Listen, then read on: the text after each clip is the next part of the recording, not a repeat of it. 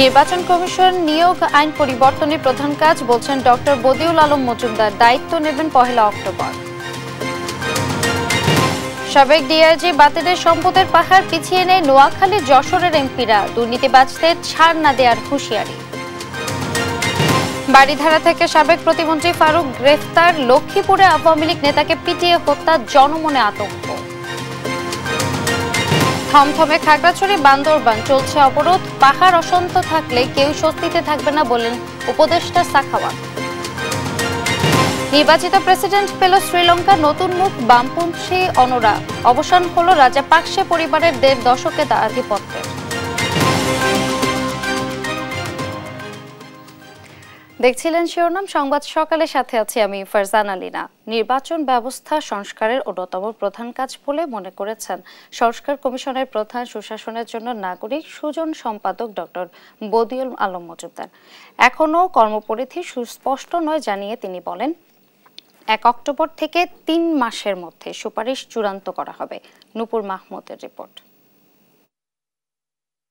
1 October থেকে দায়িত্ব নিচ্ছেন নির্বাচন ব্যবস্থা সংস্কার কমিশনের প্রধান ডক্টর বদিউল আলম মজুমদার। স্বৈরাচার হাসিনার সরকার পতনের পর দায়িত্ব গ্রহণ করা অন্তর্বর্তী সরকারের মূল লক্ষ্য রাষ্ট্রের বিভিন্ন প্রতিষ্ঠানে সংস্কার আনা। এরই ধারাবাহিকতায় সম্প্রতি জাতির উদ্দেশ্যে দেওয়া ভাষণে 6টি সাংবিধানিক প্রতিষ্ঠান সংস্কারের কমিশন গঠনের কথা জানান প্রধান উপদেষ্টা ডক্টর মোহাম্মদ ইউনূস। এর মধ্যে নির্বাচন ব্যবস্থা সংস্কার কমিশনের প্রধান হিসেবে ডক্টর বদিউল আলম মজুমদারের নাম ঘোষণা করা হয়। তবে পুরো কমিটিতে কারা থাকবেন তা এখনো নির্ধারণ করা হয়নি। এ বিষয়ে ডক্টর বদিউল আলম মজুমদার বলেন, কয়েকজনের একটি তালিকা তৈরি করা হচ্ছে।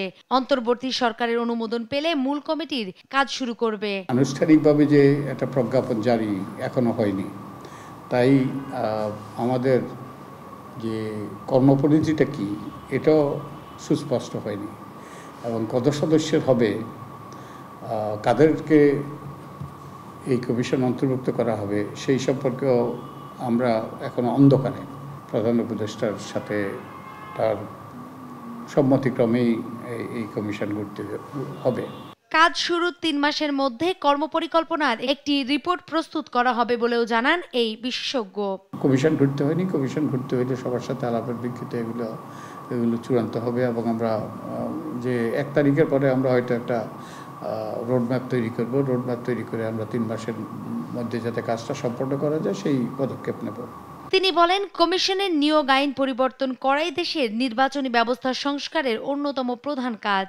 আমরা যেটা আশা করছি যে আমরা এই 3 মাসের মধ্যে আমরা একটা সুপারিশপালা তৈরি করব এবং কতগুলো সুস্পষ্ট সুনির্দিষ্ট সংস্কারের কথা আমরা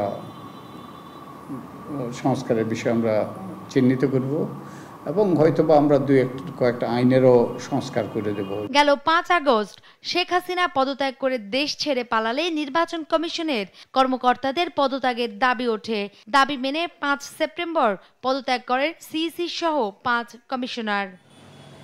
নূপুর মাহমুদ, দেশ টিভি, ঢাকা। ক্ষমতার ছোঁয়ায় অস্বাভাবিক সম্পদ গড়েছেন সাবেক ডিআইজি আব্দুল বাতেন। দুর্নীতিতে পিছিয়ে নেই নোয়াখালী 1 আসনের সাবেক সংসদ সদস্য HM ইব্রাহিম এবং যশোর 6 আসনের সাবেক সংসদ সদস্য শাহিন চাকলাদার। পরিবারের সদস্যরাও হয়েছেন বিপুল সম্পদের মালিক। তাদের বিরুদ্ধে আনা অভিযোগের প্রাথমিক সত্যতা পাওয়ার এবার প্রকাশ্যে অনুসন্ধানের সিদ্ধান্ত নেয় দুর্নীতি দমন কমিশন। বিস্তারিত ফজলে আদিত্যের প্রতিবেদনে। পুলিশের চাকরি মানেই যেন আলাদিনের চেরাগ, আর পদ যদি হয় বড় তাহলে তো কথাই নেই। এমনই অফিসার পুলিশের সাবেক ডিআইজি আব্দুল বাতেন। ক্ষমতার ছোঁয়ায় অনিয়ম আর দুর্নীতির মাধ্যমে গড়েছে অবৈধ সম্পদের পাহাড়। দুর্নীতিতে পিছিয়ে নেই সাবেক এমপিরাও। নোয়াখালী 1 আসনের সাবেক সংসদ সদস্য HM ইব্রাহিম ও যশোর 6 আসনের শাহিন চাকলাদারের বিরুদ্ধে রয়েছে বিস্তর অভিযোগ। রোববার দুদক মহাপরিচালক আক্তার হোসেন বিষয়টি গণমাধ্যমকে নিশ্চিত করেন। এ সময় তিনি আরও বলেন, অভিযুক্তদের বিরুদ্ধে গোয়েন্দা অনুসন্ধানের প্রাথমিকভাবে সত্যতা পাওয়ায় অনুসন্ধানের সিদ্ধান্ত নিয়েছে কমিশন। মোহাম্মদ আব্দুল বাতেন সাবেক ডিআইজি রাজশাহীর বিরুদ্ধে বিভিন্ন অনিয়ম ও দুর্নীতির মাধ্যমে অবৈধ সম্পদ অর্জনের অভিযোগ রয়েছে। এ বিষয়েও গোয়েন্দা ইউনিট কর্তৃক তথ্য অনুসন্ধান করা হয়েছে এবং তথ্য অনুসন্ধানকালে অভিযোগের প্রাথমিক সত্যতা পাওয়ায় দুর্নীতি দমন কমিশন কর্তৃক প্রকাশ্য অনুসন্ধানের সিদ্ধান্ত গৃহীত হয়েছে। সমাজে লুকিয়ে থাকা এ ধরনের রাঘব বোয়ালের বিরুদ্ধে অভিযান অব্যাহত থাকবে বলে হুঁশিয়ারি দেন আক্তার হোসেন। অভিযোগ সংশ্লিষ্ট ব্যক্তি হচ্ছেন জনাব এইচ.এম. ইব্রাহিম, সাবেক সংসদ সদস্য, নোয়াখালী ১।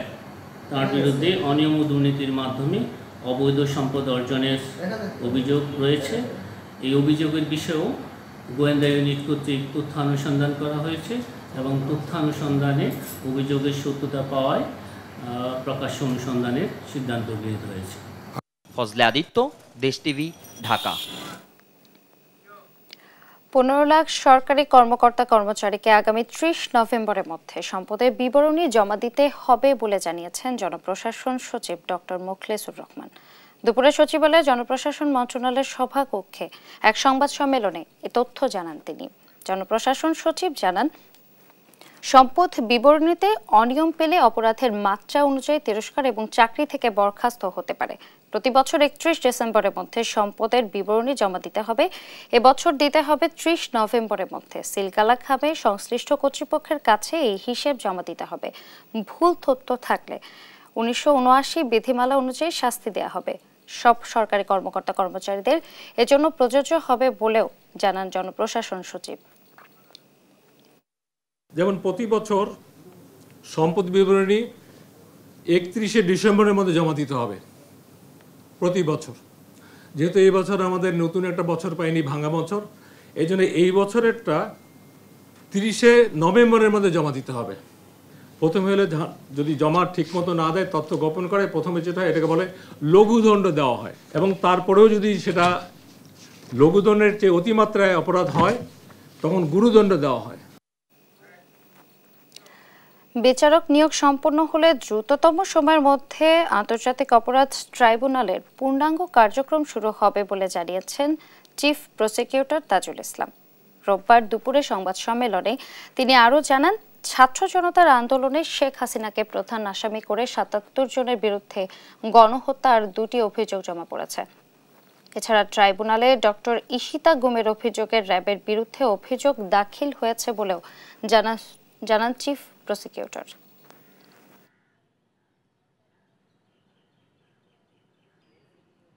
ট্রাইব্যুনাল তো যখন তখন গঠন হয়ে যাবে, কিন্তু আমাদের যে তদন্ত এবং প্রসিকিউশনের কাজ, অভিযোগগুলোকে একসাথে নিয়ে আমরা যে কোর্টের কাছে, যেমন ধরুন আগামীকালকেই যদি কোর্টটা বসে, কোর্টের কাছে তো আমাকে একটা পিটিশন ফাইল করব যে আমার কাছে প্রাপ্ত যে সমস্ত অভিযোগ আছে তার ভিত্তিতে আমি একটা অভিযোগ ফাইল করব। তো সেটার জন্য আগের থেকে তো আমার প্রিপারেশন লাগবে। সুতরাং তদন্ত সংস্থা এবং প্রসিকিউশনের কাজ বসে নেই। সাবেক পানি সম্পদ প্রতিমন্ত্রী কর্নেল অবসরপ্রাপ্ত জাহিদ ফারুককে গ্রেফতার করেছে র্যাব। রাজধানীর বাড়িধারা থেকে তাকে গ্রেফতার করা হয়। রোববার সন্ধ্যায় এ তথ্য নিশ্চিত করেন র্যাবের মিডিয়া উইংয়ের পরিচালক লেফটেন্যান্ট কর্নেল মুনিম ফেরদৌস। তিনি জানান, জাহিদ ফারুকের বিরুদ্ধে একাধিক হত্যা মামলা হয়েছে। ওই মামলায় তাকে গ্রেফতার দেখানো হয়, তবে আইনি প্রক্রিয়া শেষে তাকে ডিবির কাছে হস্তান্তরের কথাও জানান তিনি।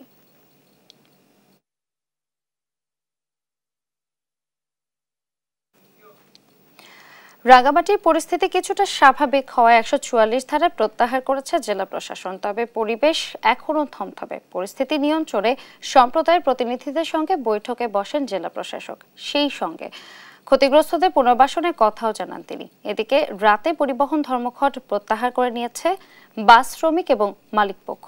তবে পার্বত্য 3 জেলাতেই চলমান রয়েছে অবরোধ। সহকর্মী মিশু মল্লিকের পাঠানো তথ্যচিত্রে টুম্পা আফরোজের রিপোর্ট। 36 ঘন্টা পর প্রশাসনের আশ্বাসে রাঙামাটিতে ডাকা অনির্দিষ্টকালের পরিবহন ধর্মঘট প্রত্যাহার করে নিয়েছে মালিক ও শ্রমিক সংগঠনসমূহ। তবে অব্যাহত রয়েছে অবরোধ। সংগঠিত সহিংস ঘটনাকে কেন্দ্র করে পরবর্তী পরিস্থিতি নিয়ন্ত্রণে আনতে জেলা প্রশাসনের উদ্যোগে বিভিন্ন দপ্তরের কর্মকর্তা, স্থানীয় জনপ্রতিনিধি ও সাংবাদিক সহ বিভিন্ন ধর্মীয় প্রতিনিধিদের নিয়ে আয়োজন করা হয় সম্প্রীতি সমাবেশ। সমাবেশে শহরকে সংঘাতমুক্ত রাখতে সকল সম্প্রদায়ের নেতাকর্মীকে স্ব সম্প্রদায়ের মানুষকে সচেতন করার আহ্বান জানানো হয়। সকালে ১৪৪ ধারা প্রত্যাহার করে জেলা প্রশাসন। রোববার শহরের হ্যাপির মোড় এলাকা থেকে বনরূপা বাজারের ক্ষতিগ্রস্ত বিভিন্ন এলাকা পরিদর্শন করেন জেলা প্রশাসক ও পুলিশ সুপার। ক্ষতিগ্রস্তদের ক্ষতির পরিমাণ উল্লেখ করে মন্ত্রণালয়ে পাঠানো সহ সবাইকে পুনর্বাসন করা হবে বলে জানান জেলা প্রশাসক। আইনশৃঙ্খলা পরিস্থিতি এখন আমরা স্বাভাবিক দেখতে পাচ্ছি এবং কার কি ক্ষয়ক্ষতি হয়েছে সেটা ক্ষতির পরিমাণটা নিরূপণ করবে এবং মন্ত্রণালয়ে আমরা চিঠি দিয়ে জানাবো যে তাদেরকে পুনর্বাসনের জন্য তাদের জন্য ব্যবস্থা করা। এদিকে ১৪৪ ধারা প্রত্যাহারের পর দুপুর থেকে দোকানপাট খুলেছেন অনেক ব্যবসায়ী। তবে বাজারে ক্রেতা বিক্রেতার আনাগোনা চোখে পড়লেও এখনো কাটেনি আতঙ্ক। আমরা হলো শান্তিপ্রিয় মানুষ, আমরা শান্তি চাই, আমরা একসাথে বসবাস করতে চাই। আগের যেরকমই ছিলাম সেরকমই শান্তিপূর্ণভাবে নীরবতা স্বাধীনভাবে চলাফেরা করি। আমরা এই ধরনের আর চাই না। আমরা সবাই শান্তিতে একসাথে আমরা বসবাস করে কাঁধে কাঁধে হাত মিলিয়ে চলতে চাই। ধর্মঘটে আটকা পড়ে বিভিন্ন উপজেলা থেকে আসা মৌসুমি কাঁচামাল নষ্ট হয়ে প্রায় ২ কোটি টাকার ক্ষতি হয়েছে বলে জানান ভুক্তভোগীরা। কলা, জাম্বুরা, পেঁপে আরো কয়েক ধরনের ফল মিলে আনুমানিক ৩০ থেকে ৪০ গাড়ি ফল এখানে নষ্ট হয়ে যাচ্ছে। এই ফলগুলি বাজারজাত করতে পারলে আমরা অন্তত লাভ বা মূলধন না পাইলেও অর্ধেক টাকা তুলতে পারবো। অলরেডি অর্ধেক টাকার মাল নষ্ট হয়ে গেছে। এদিকে অবরোধে সাজেক ভ্যালিতে আটকা রয়েছে প্রায় ১৫০০ পর্যটক। ফিরতে না পারায় হোটেল মালিকরা পর্যটকদের থেকে নিচ্ছেন শুধু খাবার খরচ। নিউজ ডেস্ক, দেশ টিভি। পাহাড় শান্ত না থাকলে কেউই শান্তিতে থাকতে পারবে না বলে মন্তব্য করেছেন উপদেষ্টা এম সাখাওয়াত হোসেন। রোববার সরকারি সফরে বরিশালে বাংলাদেশ মেরিন একাডেমি পরিদর্শনে গিয়ে সাংবাদিকদের কথা বলেন তিনি। এ সময় একাডেমির শিক্ষার্থীদের অংশগ্রহণে একটি প্যারেড প্রদর্শনীতে অংশ নেন নৌপরিবহন এবং পাট ও বস্ত্র মন্ত্রণালয়ের এই উপদেষ্টা। জানান, দেশের মেরিন একাডেমিগুলোর আধুনিকায়ন এবং উত্তীর্ণদের বৈশ্বিক নৌ সেক্টরে আরও বেশি সংযুক্ত করতে সরকারের সদিচ্ছা রয়েছে। এ সময় সাম্প্রতিক দেশের পাহাড়ি অঞ্চলে উত্তপ্ত পরিস্থিতি স্বাভাবিক করতে সব পক্ষের প্রতি আহ্বানও জানান উপদেষ্টা।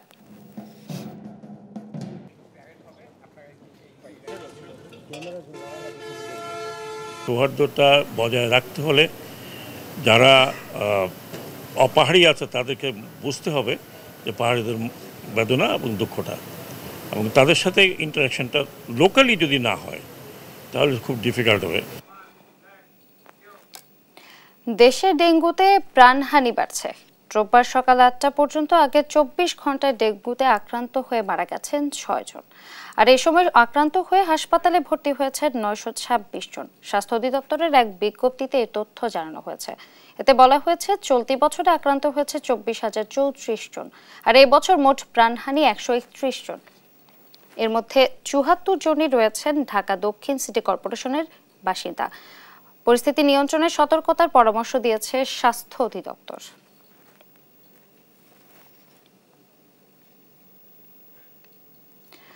পতিত সরকার এবং ভারত মিলে দেশের স্বাধীনতা সার্বভৌমত্ব নিয়ে চক্রান্তে মেতে উঠেছে বলে মন্তব্য করেছেন ইসলামী আন্দোলন বাংলাদেশের আমির মুফতি সৈয়দ মোহাম্মদ রেজাউল করিম।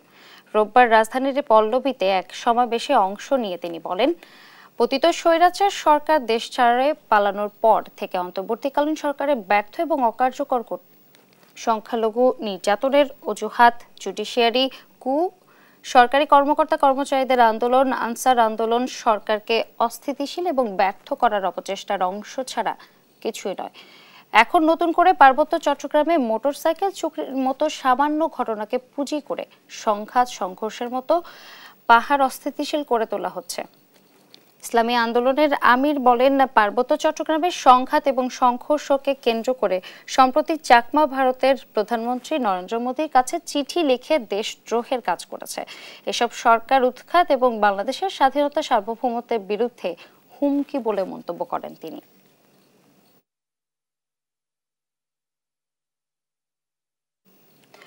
লক্ষ্মীপুরে বাড়িতে ঢুকে নূর আলম ওরফে নূর টেইলর নামে এক আওয়ামী লীগ নেতাকে পিটিয়ে হত্যা করেছে দুর্বৃত্তরা। রোববার রাতে সদর উপজেলার চন্দ্রগঞ্জ ইউনিয়নের পাঁচপাড়া গ্রামে এই দুর্ঘটনা ঘটে। নূর চন্দ্রগঞ্জ ইউনিয়নের ২ নম্বর ওয়ার্ড আওয়ামী লীগের সাধারণ সম্পাদক এবং পেশায় ছিলেন দর্জি। নিহতের ছেলে আরিফ হোসেন বলেন, তার বাবা বাড়িতে ছিলেন। মোবাইল ফোনে কেউ একজন কল দিয়ে তাকে জানিয়েছেন মারতে আসছে। এতে তিনি ঘর থেকে পালানোর জন্য বের হচ্ছিলেন। ঠিক সেই সময় 10 থেকে 15 জন লোক লাঠি সোঁটা নিয়ে বাড়িতে নূরকে মারতে আসেন। পরে তারা ধাওয়া করে তাকে এলোপাতাড়ি পেটায়। আহত অবস্থায় হাসপাতালে নিলে কর্তব্যরত চিকিৎসক তাকে মৃত ঘোষণা করেন। এ ঘটনায় অন্তত আইনগত ব্যবস্থা নিয়ে হবে বলে জানিয়েছেন চন্দ্রগঞ্জ থানার ভারপ্রাপ্ত কর্মকর্তা ইমদাদুল হক।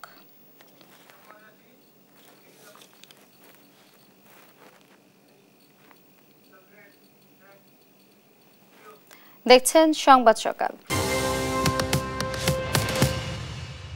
নারায়ণগঞ্জের ফতুল্লার সৈয়দ আহসান উদ্দিন আহমেদ সাইয়ুম ছিলেন কর্মচারী। সাবেক স্বরাষ্ট্রমন্ত্রী আসাদুজ্জামান খান কামালের ছত্রছায়ায় বনে গেছেন কোটিপতি। গাড়ি, বাড়ি, ফ্ল্যাট সবই আছে তার। সাইয়ুমকে খুঁজে বের করে আইনের আওতায় আনার দাবি স্থানীয়দের। বিস্তারিত ডেস্ক রিপোর্টে। সৈয়দ আহসান উদ্দিন আহমেদ সাইমুম এক যুগ আগেও ছিলেন বাবার দোকানের কর্মচারী। এরপর ঢাকার একটি মোটরসাইকেল শোরুমে 20,000 টাকা বেতনে চাকরি নেন। সে সময় সম্পর্ক গড়ে ওঠে সাবেক স্বরাষ্ট্রমন্ত্রী আসাদুজ্জামান খান কামালের পিএস মনিরের সঙ্গে। ঘনিষ্ঠতা গড়ে তোলেন মন্ত্রীর সঙ্গেও। এছাড়া স্বরাষ্ট্র মন্ত্রণালয়ের জননিরাপত্তা বিভাগের সাবেক সচিব জাহাঙ্গীর আলম, সাবেক বিমান ও পর্যটন প্রতিমন্ত্রী মাহবুব আলী, সাবেক আইজিপি বেনজিরের সঙ্গেও সুসম্পর্ক ছিল তার। আর সেই সুযোগ কাজে লাগিয়ে বনে গেছেন কোটিপতি। অভিযোগ রয়েছে নিয়োগ ও বদলি বাণিজ্য, বিমানসহ বিভিন্ন কেনাকাটার মধ্যস্থতায় কমিশন নিয়ে অঢেল সম্পত্তির মালিক হয়েছেন সাইমুম। তার নামে রয়েছে ঢাকায় আলিশান ফ্ল্যাট, ব্র্যান্ডের গাড়ি, ফতুল্লায় বিলাসবহুল বাড়ি ও জমি। এছাড়া রাজধানীর বোট ক্লাব গুলশান ক্লাবের সদস্য। গুলশান, বনানী ও উত্তরার মতো অভিজাত এলাকায় গড়ে তুলেছেন অফিস। সব জেনেও ভয়ে এতদিন প্রতিবাদ করতে পারেনি স্থানীয়রা। আওয়ামী লীগের আমলে দেখছি মসজিদ ভিন্দা রাস্তাঘাটে মানুষটা আতঙ্ক লাগা বা অনেক ভয়ভীতি দেখা, এইভাবে জীবনযাপন তারা করে গেছে। সাইমন এক দশক আগেও ভাই সিমেন্টের ব্যবসা পরিচালনা করত, এখন দেখি ভাই দামি দামি গাড়ি দিয়ে আসা যাওয়া করে। যত ধরনের এখানে অপকর্মী হয়, অপকীর্তি হয়, এগুলির সব উঠানো টাকা উঠানোর দায়িত্ব থেকে শুরু করে সব কিছুর সাথে সে জড়িত। এসব বিষয়ে জানতে সাইমুমের ফতুল্লা বাড়িতে গেলে তাকে পাওয়া যায়নি, আর মুঠোফোন বন্ধ। সাইমুমকে আইনের আওতায় আনার দাবি সুজনের। এই পুলিশের ছত্রছায়ায় এবং নানান রকমের দুর্নীতি করে নারায়ণগঞ্জের ওসমান পরিবারের সাথে লিয়াজু রেখেও বিভিন্ন রকম টাকা কামিয়েছে এমন সাইমনদের অভাব নেই নারায়ণগঞ্জ সহ বাংলাদেশে। আমরা তাদেরকে ধরে খুঁজে তাদেরকে আইনের আওতায় এনে এবং তাদেরকে দৃষ্টান্তমূলক শাস্তির ব্যবস্থার জোর দাবি জানাচ্ছি। সাইমুম সহ তার সহযোগীদের আইনের আওতায় আনা গেলে বেরিয়ে আসবে সাবেক স্বরাষ্ট্রমন্ত্রী আসাদুজ্জামান কামালের অবৈধ সম্পদের নানা হিসাব। লুৎফর কবির, নিউজ ডেস্ক, দেশ টিভি।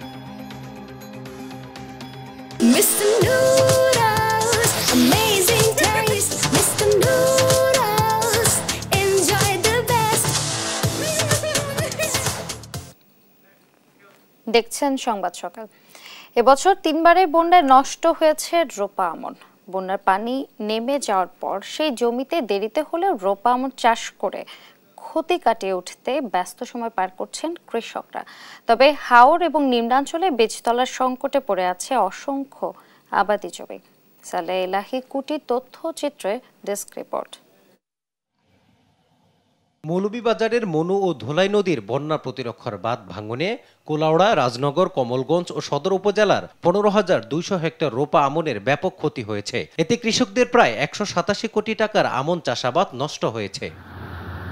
বন্যার পানি নেমে যাওয়ার সঙ্গে সঙ্গে ক্ষতি পুষিয়ে ঘুরে দাঁড়াচ্ছেন হাজারো কৃষক। তবে উঁচু এলাকা থেকে চড়া দামে বয়স্ক চারা কিনে আবাদের শেষ সময়ে রোপণ করাতে ফলন নিয়ে দুশ্চিন্তায় প্রান্তিক কৃষকরা। নিয়ে নিচে গিয়া নেওয়ার পরে আরবার ওখান আমরা রোরাম ঋণ করিয়া ক্ষতিগ্রস্ত হইয়া তোমার পয়সা করে ঋণ করিয়া আনছি। ওখান যদি আল্লাহ দেয় না তার কি জানোর যদি দাম না বাড়ে তা আমরা তো মাঠে মরা। 2 বার রইছি, রোয়ার বাদ পানি মারিয়ে নিয়ে গেছি। ওখান আবার রোরাম আশ্বিন মাসের পয়লা, ওখান বুড়া আলি, ওখান দেখি ধান হইলে তো হইছে, না হইলে তো নাই। আমরা পানিয়া ক্ষতিগ্রস্ত করছে, 2 বার রইছি রোয়া নিছে কি, ওখান 3 বেলা লম্বা রোয়া রোরাম তোরা উড়া আলি দিয়া।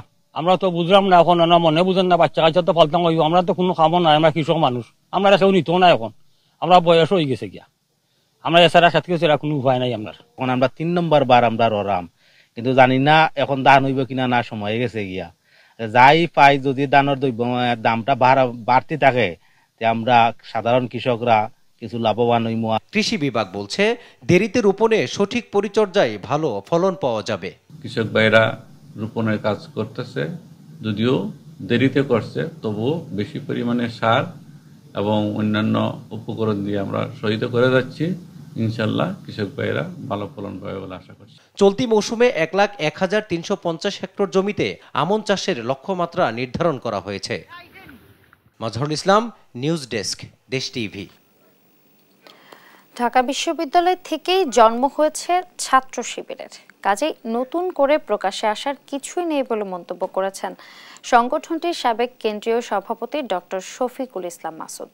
রোববার রাজধানীর জুরাইন এলাকায় গণঅভ্যুত্থানে শহীদ পরিবারকে আর্থিক সহায়তা প্রদান অনুষ্ঠানে একথা বলেন তিনি। এ সময় সংকটাপন্নদের দ্রুতই দেশের বাইরে নিয়ে চিকিৎসার আহ্বান জানান জামায়াত ইসলামী নেতারা। হাসান মাহমুদের প্রতিবেদন। জাতিকে নতুন বাংলাদেশ উপহার দেয়া শহীদদের স্মৃতি আগলে রাখতে চায় বাংলাদেশ জামায়াতে ইসলামী। পরিবারের অবলম্বন হতে থাকতে চায় পাশে।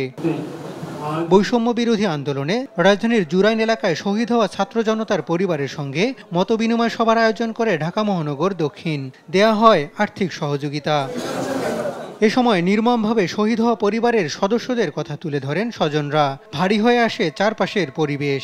হাসিনা সরকারের তাদের সবাই এবং স্বরাষ্ট্রমন্ত্রী এবং সেতুমন্ত্রী ওবায়দুল কাদের সবাই যারা নির্দেশদাতা, যারা এরকম বলেছিল সুরান সাহিদ এরকম নির্দেশ দিয়েছিল, আমি সবাই বিচার চাই। হোক আর কে হোক আমি ছাড়বো না। আমার মায়ের রক্তের বিচার চাই। আমার মায়ের কবরটা কোথায় এটা আমি জানি না।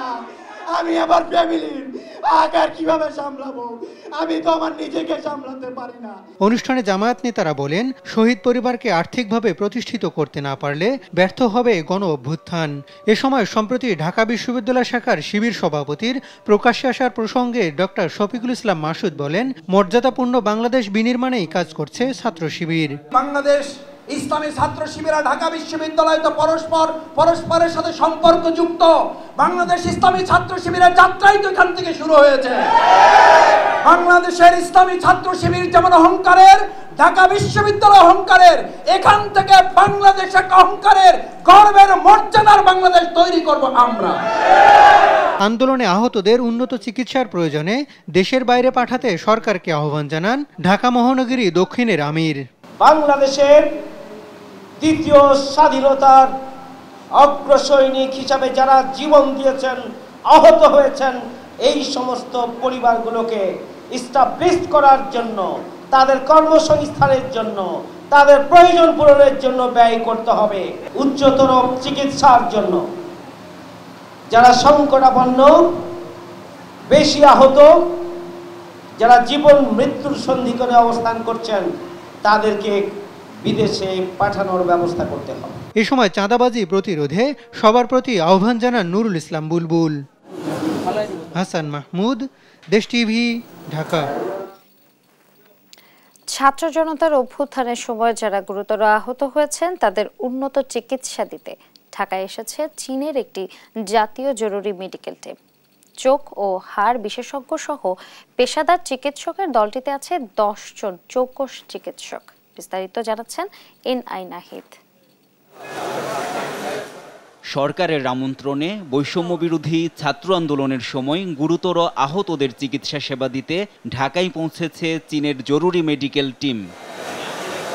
রোববার দুপুরে চীনের শীর্ষস্থানীয় স্বাস্থ্যসেবা প্রতিষ্ঠান ওয়েস্ট চায়না হসপিটালের 10 জন বিশেষজ্ঞ চিকিৎসকের সমন্বয়ে গঠিত দলটি কুনমিং থেকে ঢাকা আসেন।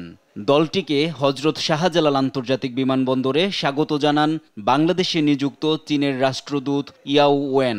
এ সময় স্বাস্থ্য অধিদপ্তরের অতিরিক্ত মহাপরিচালক অধ্যাপক ডাক্তার শেখ সাইদুল হক সহ ঊর্ধ্বতন কর্মকর্তারা উপস্থিত ছিলেন। চীনের ন্যাশনাল হেলথ কমিশনের উপপ্রধান। দুদেশের মধ্যকার বন্ধুত্বের বন্ধন দৃঢ় করতে উদারতার মাধ্যমে গুরুতর আহতদের সেবা দিতে তারা বাংলাদেশে এসেছেন বলে জানান চিকিৎসকরা। 应孟加拉国卫生和家庭福利部请求，国家卫生健康委 এমন উদ্যোগে চীনের সঙ্গে সম্পর্ক আরও গভীর হবে বলে জানান স্বাস্থ্য অধিদপ্তরের অতিরিক্ত মহাপরিচালক অধ্যাপক ডাক্তার শেখ সাইদুল হক।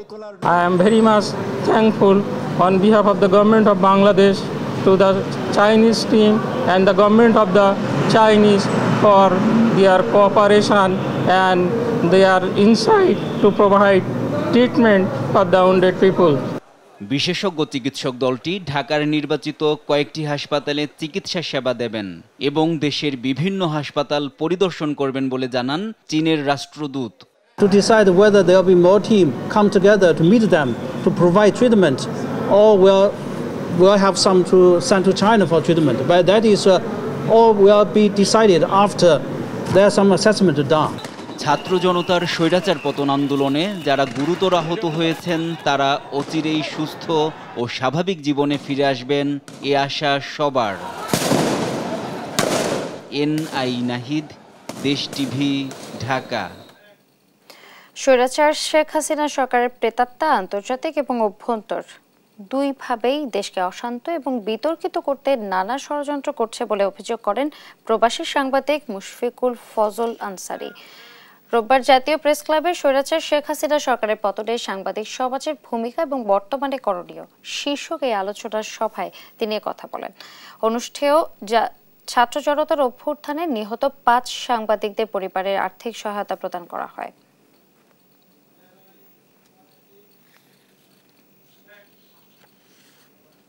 দেখছেন সংবাদ সকাল। ভারতের মণিপুরে চলমান সংঘাতের আবহে মিয়ানমার থেকে অন্তত 900 কুকি বিদ্রোহী প্রবেশ করেছে। এই পরিস্থিতিতে মণিপুরের অস্থিরতা আরও বাড়ার শঙ্কা বিশ্লেষকদের। এদিকে মণিপুরে চলমান সংঘাতে বিদেশি শক্তির হাত রয়েছে বলে দাবি মুখ্যমন্ত্রী এন বীরেন সিং এর। আরও জানাচ্ছেন আফরিন মৌ। দীর্ঘ প্রায় 1.5 বছর ধরে অস্থিতিশীল অবস্থায় ভারতের উত্তর পূর্বাঞ্চলীয় রাজ্য মণিপুর। আইন শৃঙ্খলা বাহিনী চেষ্টা চালিয়ে নিয়ন্ত্রণে আনতে পারছে না পরিস্থিতি। এর মাঝে সম্প্রতি রাজ্যটিতে নতুন করে সহিংসতা ছড়িয়েছে, এতে ঘটেছে প্রাণহানির ঘটনাও। এর মধ্যে এবার সামনে আসলো চাঞ্চল্যকর এক তথ্য।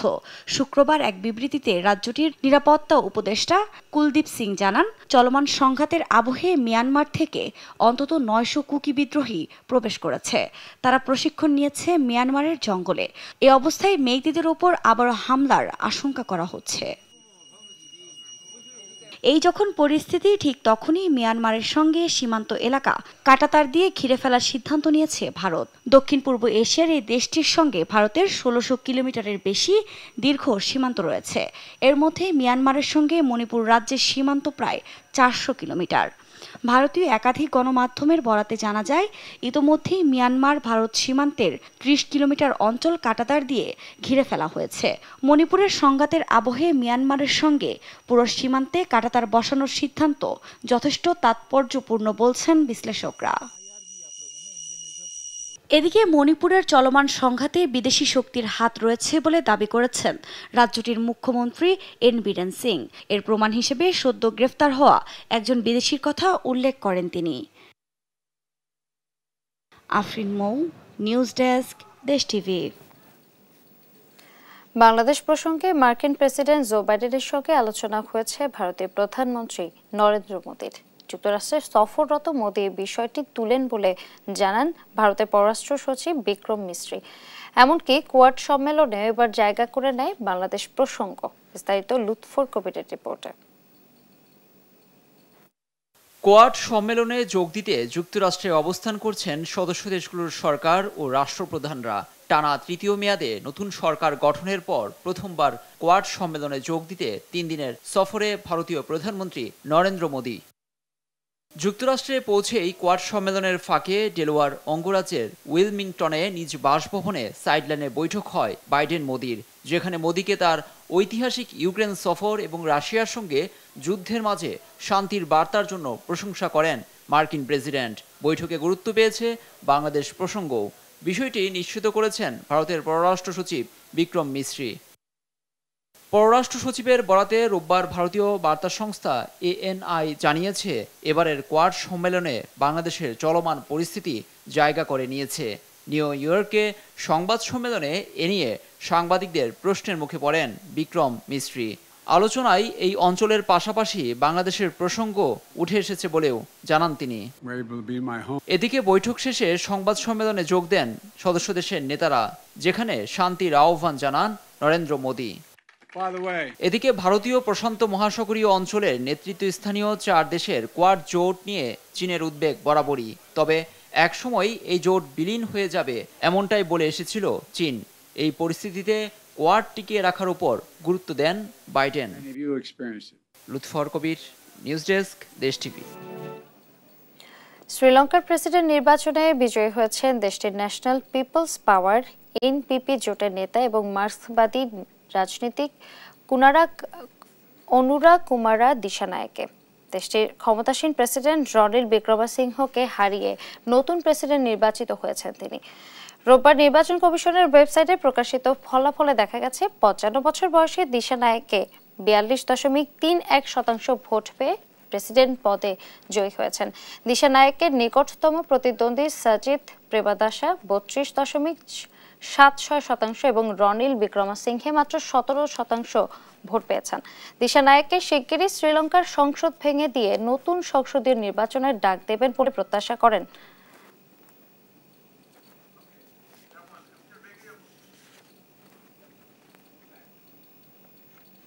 দেখছেন সংবাদ সকাল।